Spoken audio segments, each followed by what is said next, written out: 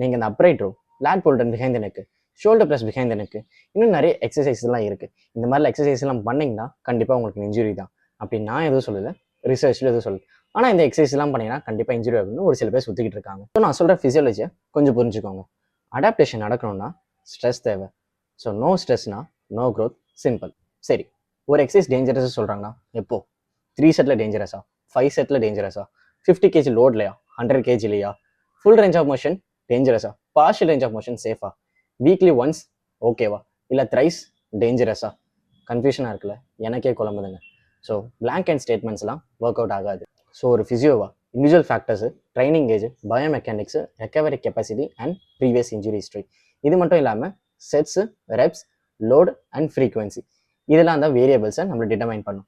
So no single exercise is universally bad or more dangerous because it depends on your body, movement quality and your conditioning. So இந்த மாதிரி எக்ஸசைஸ்க்குலாம் இனிமேல் பயப்படாமல் நான் சொன்ன வேரியபிள்ஸை கொஞ்சம் understand பண்ண பாருங்க. அண்ட் உங்களுக்கு யாராவது இந்த எக்ஸசைஸ் பண்ணால் இன்ஜுரி ஆகும்னு சொல்லியிருந்தா அது என்ன எக்ஸசைஸ்னு கீழே கமெண்ட் பண்ணுங்கள். இந்த மாதிரி மோர் யூஸ்ஃபுல்லான வீடியோஸ்க்கு ஃபிக்ஸட் ஃபிசி பேஜை ஃபாலோ பண்ணிக்கோங்க.